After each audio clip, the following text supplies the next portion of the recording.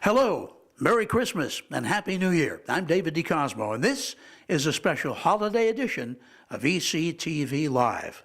My co-host is away for the holidays, but we're glad to be here in a unique setting as we take a page from Charles Dickens' story, A Christmas Carol. We're going to look at Christmas and New Year's past. To do that, what better place than the Swetland Homestead, one of the oldest homes in northeastern Pennsylvania. And our host today, our tour guide, will be Mark Rossetti Jr., who's with the Historical Society. And Mark, you are dressed a little differently than what I'm normally seeing you. Yes, we're dressed in our Victorian Christmas garb because we usually entertain for the holidays, and I portray George Swetland. All right, and this of course was the Swetland Homestead, and this was built when? The original part of the house was built in 1803. The house, as it's currently constructed, was finished in 1840, and then has been modernized and updated since. But they're actually, the Swetland family has owned the land since the 1760s. All right, now we're talking about Christmas and New Year's, and anybody who is considered a senior citizen today, myself included, probably thinks of Christmas past in terms of the lights blinking on the tree, the tinsel on the tree, the Christmas carols, maybe even the train going around the tree. And as we're about to see, things were not always that way. Let's start right in this room where you've got the fire just started up, and tell me, if I were here at this era at Christmas time, what would be special about it? Honestly, nothing. Not in this area. Christmas was not celebrated in the early part of the 19th century, the latter part of the 18th century. So the late 1700s, early 1800s, the founding era of America, it wasn't a big thing. Now, some of the American nobility, if you will, George Washington famously would have 12th night parties, but that was really the elite. That was the upper crust. Around here, especially in Luzerne County, the Dennisons, which would have been the closest neighbor at the time, about a mile and a quarter down the road, the Swetlands, it was just another day. You may remember the birth of Christ. You may celebrate the birth of Christ. But other than that, there's no decorations, as you could see, anywhere. You wouldn't have really a major dinner. You might have a slightly larger meal, but it wouldn't be anything special. You wouldn't cook anything special. And you really would go about your business. It'd be the middle of winter, so the farming would be done, but you'd still have a lot of cooking, a lot of cleaning, wood chopping. Belding Swetland was a blacksmith, so he would still have work in his blacksmith shop. And really, the early decorations didn't really start until 1805, 1810 around here. They were seen as taking away from the holiday. We were forgetting the birth of Christ. So it wasn't very popular at that time. Well, we still followed a calendar, obviously. So what about New Year's and New Year's Eve? We think back again to the ball coming down on Times Square, and again the seniors, Guy Lombardo, a little newer. He had Dick Clark, and that has evolved. How about New Year's then? New Year's would again pretty much be just another day. You would get together with family. You would reminisce about the year that had just passed. You would talk about your hopes for the year going forward. You would talk about what you have planned for the year going forward. But there certainly weren't the wild parties we know today. There certainly weren't large get-togethers. And of course, no rock music or anything in the 1790s as well. Sure. Well, we're going to head over to one of the other rooms where we can depict just how Christmas finally was initially celebrated. As we go, let me hand you the mic, because I want to ask you a question about what about at this stage of existence here, what about, was there danger? I know there were still Native Americans in the air, so what about that? Well, I often tell school groups that come through, this area was the Wild West long before the Wild West. The proclamation line prior to the Revolution was only a little bit past where we are now. You did have a large Native American presence, as you mentioned, Dave. You had a large wild animal presence, coyotes, mountain lions, numerous ferocious beasts. So there was quite a bit of danger. There was, of course, health, sanitary factors as well. Of course, the river was much cleaner than it is today, but still you didn't have modern plumbing, you didn't have modern sewer systems, you didn't have modern health care or dentistry. So there was quite a bit of danger. The average life expectancy was not that great. Although that being said, Luke Swetland, who originally purchased the land and who was a survivor of the Battle of Wyoming, he lived to his 80s. So he bucked the trend. And that worked pretty well, but there was a decent amount of danger, things we take for granted today that existed back then. Okay. Now, here we have a room that does depict a different era in time and some amount of decorations available. So what would we see? What type of year are we talking about here, for instance? This is currently decorated right around 1815, and this would be the earliest decorations in this area, at least, for Christmas. And the idea at the time was, if you're going to celebrate, if you're going to decorate, bring the beauty of nature inside.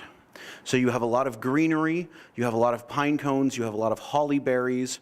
Other types of fruit could be used. We don't have a lot of them here aside from the apples, because they would have an orchard, so they'd have apple trees, different things like that. But depending on where you were and what you grew, you would decorate with the fruit you know.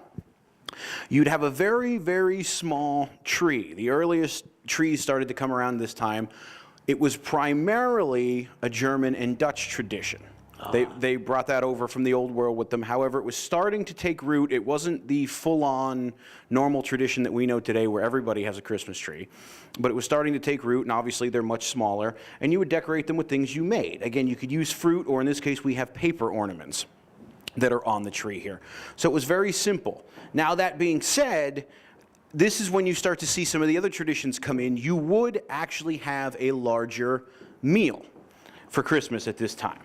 And the families would actually work, and they would save up a lot of foodstuffs, and they would store it. And we actually have our little card here that we use, our little cheat sheet. And you have roasted ham and cranberry sauce and goose, but the main thing, the big thing at this time, was oysters. Oysters were quite the delicacy, and you would have your Christmas oysters, and oftentimes in Wilkes-Barre and the surrounding areas, they would be imported from Philadelphia. So you'd take a little bit of your money that you've saved over the course of the year. Hopefully it wasn't a harsh winter. Hopefully you still have it left. You'd purchase some oysters from the market that have come up from Philadelphia, and you'd have a nice feast with your family. Would a New Year's celebration then be pretty much the same? Again, a big dinner? It would be pretty much the same, only smaller. New Year's still hasn't really taken off, but it's the same idea. Mm-hmm. Now, what about at this stage of the existence of the Swetland home? You say you might have a big dinner, you might have neighbors. Were there many neighbors around? Not so much. The Dennisons had a larger family. The Swetlands at this time had a very large family. One thing to keep in mind as you look at the room, until the end of 1815, when the first expansion took place, this room was the entirety of the Swetland home. Now, there was a loft over the ceiling for sleeping quarters, but it wasn't like there was another floor or anything on the house. It was just a sleeping loft. So, and at the time, Belding Swetland and his wife Sarah, they had 12 children. And Luke was still alive, because as we said, Luke lived to his 80s, so there were 15 people in here at various points. Plus, if the Dennisons had come down, they had a larger family, not quite as large. The Shoemakers were living in Wyoming at the time.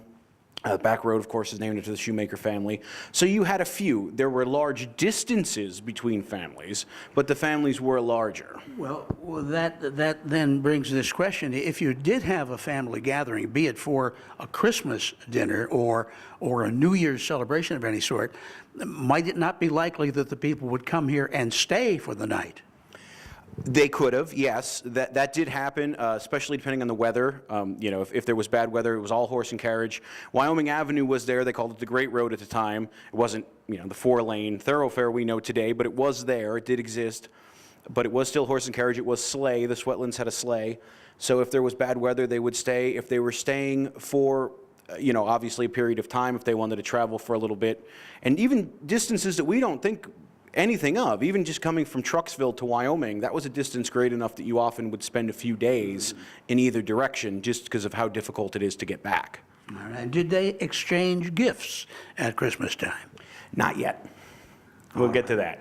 Let's get to that. I know we have more to see, Let's head over to your next exhibit, as it were. And I know, as you've indicated, Mark, fortunately, this building is in great shape, maintained so well, and you do various holidays, conduct tours so that people can come in and see what their own heritage, what the heritage of this area was really like. Now, this is such a gorgeous room. I think it's more like perhaps, what, Victorian age? Yes, we're now into the early Victorian. I often portray this room as 1855 because I, as I said, portray George Swetland, who's on the wall there when he was a little bit younger, and unfortunately George died in the beginning parts of the Civil War. So 1855 is about as late as I can go and still be accurate.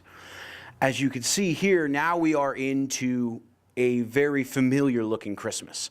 This is the beginnings of what we consider to be, you know, modern Christmas. The Victorians, and especially Queen Victoria herself, they loved Christmas. You can see trees are beginning to get bigger. It's now no longer, it's still a very big German tradition, but now everyone's getting involved in it. You have hand-blown glass ornaments. The Swetlands actually had a general store as one of their businesses. They were one of the first stores in the valley to import hand-blown ornaments from Europe and begin selling them in the area. Candles on the tree, which is a wonderful tradition because, of course, there were no artificial trees in the Victorian era. And they would put candles on the tree and they would light them. And, of course, as we know, live trees like to dry out. So it wasn't a matter of if the tree caught fire, but it became a matter of when the tree caught fire. And oftentimes, they would have a fire bucket because Victorians were very afraid of fire. That was a great phobia of the Victorian age because the houses were wood and you have these big draperies and a lot of wallpaper, very flammable things. So they knew the risk of the candles and they would often put a fire bucket under the tree. Interestingly enough, some entrepreneur came up with the idea that, well, if we make them Christmas decorated, they'll actually leave them out. They won't hide them. So they began to sell Christmas buckets. Christmas buckets. You say there would be one under the tree. What is a Christmas bucket? You would just fill it with water, and when you'd be sitting around and say, oh dear, the tree's gone up again, you would just reach to the bucket and throw it, and hopefully it would put it out. We have one. We don't have it out this year because we've have some new items because by this point, gift exchanging is beginning. Right. So we have some period gifts under the tree this year, so we don't have a fire bucket because obviously I don't light the candles when I'm here. And the gifts that you might see, such as those represented here, would be primarily, I'm gathering, handmade type gifts. Yes, they would be handmade type gifts, and as you can see by looking at them, they skew young. Adults still primarily were not exchanging gifts unless you had maybe a lady or a gentleman you fancied, then you might try to give them something. But for the most part, it was exchanging with the children. Another great tradition at this time, especially if you were a little bit better off, more well off like the Swetlands were, was you would collect baskets of food and distribute them in town. And so we actually have documentation. The Swetlands had a sleigh, which we still possess. They would fill it with breads and fruits and things, and they would go into town on Christmas Day, and they would hand out their foods after church. So that was neat. So it's primarily for younger. Now, again, you would have a large feast. It'd be a slightly different menu. It'd be much grander. The main, instead of oysters, the main thing now was pineapple. Pineapple was a very big Victorian delicacy. It was difficult to get at the time. It was quite expensive at the time. It's a lot of fun when you give a tour to ask people if they went and bought their pineapple and they look at you like you've just stepped out of the loony bin. But that was a big Victorian thing, and as well as the early Christmas crackers. What are these? Are Christmas crackers? Yes. Now they're actually very neat. Now these have been. When we say crackers, it's not like a Ritz cracker. No. The name comes from, these have been disarmed. They don't have the strings in them, but the original ones were something you would give to a lady you'd fancy. And when she pulled the strings, the bow would come off and it would unroll, and there'd be a little poem or a love note or anything in them. Well, they were a terrible failure. They were a flop. They didn't do very well. So someone took it back and said, well, what makes everything better? Gunpowder. So they actually put a small charge in here, and you would pull the strings while you're having your Christmas dinner, and it would go off with a satisfying bang, basically like the snaps that the kids have today. Sure. But those were the Christmas crackers, and you would buy them in rather large quantities. So coming to mind immediately is the movie A Christmas Story. You'll shoot your eye out. Yes, you blow your fingers off. And here we're dealing with black powder, which, as we all know, can be a little dangerous. What are the other items that we see here? This, for instance. That is actually William's eyeglass case, and those are his set of glasses. That's William on the back wall just in front of us over there, and he was the family patriarch, and so those are his items there on the table. And then we have another small present and some candy as well. So we're coming around to something a little bit more like, we see this evolving into more like the Christmas that we know, but it's still evolved even further. So I know we've got another room to take a look at, and that's down the hall over here. Obviously, too, let me not just pass without saying, entertainment. You had to have entertainment, so hopefully you had someone in the house that was well-versed in playing the piano, not necessarily Christmas carols as we know them, but some sort of music, yes? Correct. Being able to play music was a great Victorian trait, not just a piano. This is actually a flute that belonged to a family member as well. The very interesting thing is on the piano, you'll see sheet music. That is the Wyoming waltz. That was actually custom made for Maggie Swetland for her debutante ball, which they had in this room. Her father sent for a composer from Philadelphia and commissioned this song, and she entered the room and had her first dance at her debutante ball to the Wyoming waltz. So music was a very important part of society at this time. Let's head over and see our next era that is represented. It's interesting how you can take the available rooms here and really make use of them in terms of going from one era to another. Now, in this case, the room serves two purposes. We have a tree, but in this case, it's specifically decorated and for a specific reason. Perhaps we can address both how Christmas was celebrated in this era and also address the uniqueness of that tree as it fits into this room. Well, we're in William's office now. This is his bank president portrait. He had many, many businesses. Pittston Bank was one of his businesses, as he had a stock certificate there signed by him. So normally the office would never be decorated. And so as an interpreter, this becomes interesting because you obviously don't want to close off a section of the house, so you have to come up with a creative way to do it. Well, the Swetland family was actually part of the very first commemoration of the Battle of Wyoming. It took place in 1878 on July 4th, and of course has been going on ever since. Right. But the keynote speaker for the very first commemoration was actually President Rutherford B. Hayes. They wrote to the president, and he wrote back and said, "I'd be honored to. I have no other pending business." And he came into town, and he actually stayed with William's daughter and son-in-law just down Wyoming Avenue in the big yellow mansion that's still there. It still stands. That was where the president stayed, and then they went across the street to the monument before going into Wilkes-Barre, and then he stayed a few days in the Wyoming Valley Hotel afterwards. So with that in mind, we made this room 1878, the year he came, and we decided to do a patriotic tree. Now, these really got big during World War I. 1917, 1918, these were a major fad, but they did actually have their roots in the late Victorian era. And so when that began, you would basically take a tree, and if you notice now, we've gone from 1855 to 1878, so the trees are much larger. They're basically the size that we know them today. And you would simply decorate it with red, white, and blue. So you would have garland, you would have ribbons, you have flags. Of course, we ran out of the appropriate number of flags that have the appropriate number of stars on them. So we went and we got a menagerie. You see they have different dates on them, so all different numbers of American flags, and you could still put a few hand-blown glass Christmas ornaments on it, and you would still put your presents under the tree. Now, by this time, gift giving has begun to expand. It's begun to get older in range, larger in range, although it's still not quite the way it is when Coca-Cola took over in the 50s, but it is becoming more modern. And so this is our interpretation of a Victorian patriotic tree. Not all of the items are original to the period, obviously, but quite a few are. And so it serves its dual purpose of being both part Christmas, but as well as sprucing up a room that really guests would never come in. And the tree, now having evolved through several years, there are other things that I noticed that are common to the rooms. Garland above the fireplace is very common. I see wreath in here as well. Yes. Now, here again, I guess you'd go back almost in a sense to what you said earlier about bringing nature in. Yes, you want to bring nature in. You want to color the rooms, because while the Victorians, especially with their wallpaper, were very high and colorful and ornate and gilded, Again, in an office setting, it doesn't really matter, so you're not going to see it.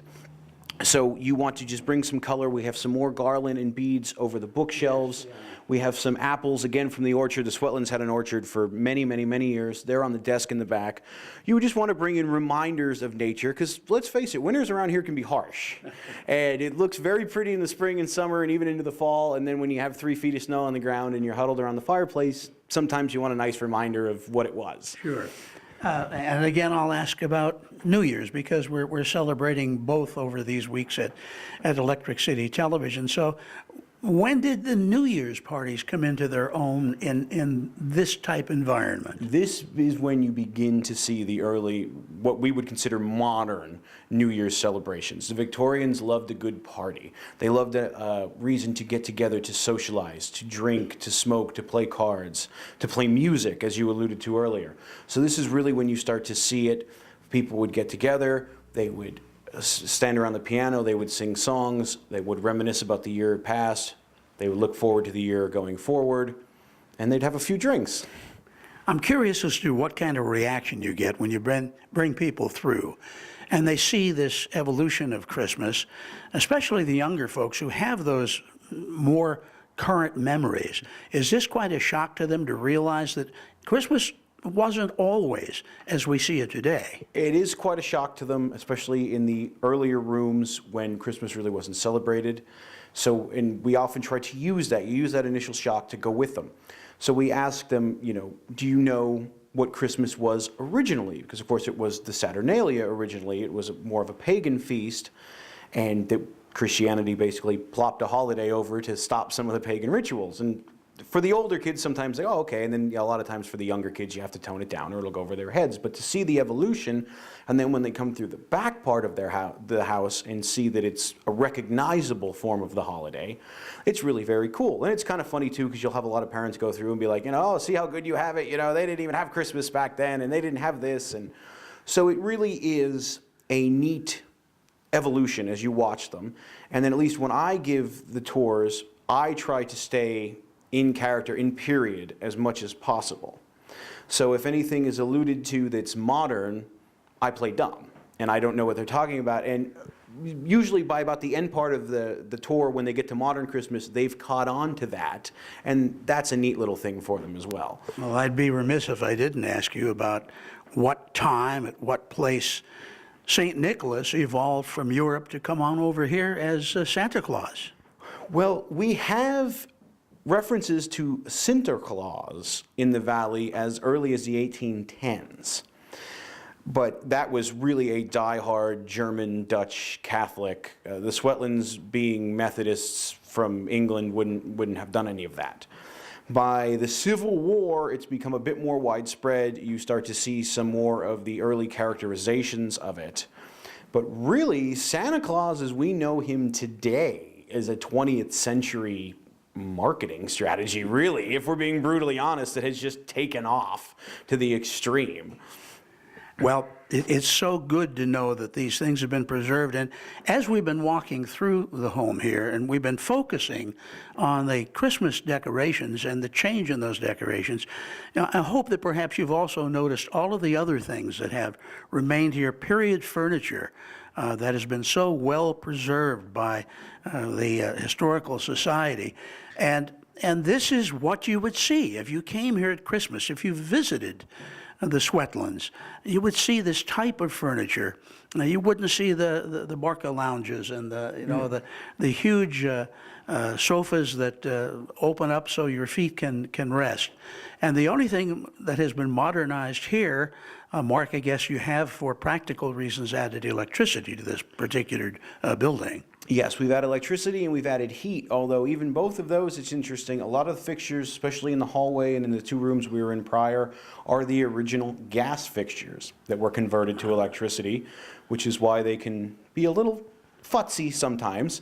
And as well as the heat system, in the 1880s, the Wilkes-Barre Record did a story on this house. This was the first house in the area to have a modern central heating system, which at the time was a coal boiler in the basement with just ducting running to each of the houses blowing the updraft through.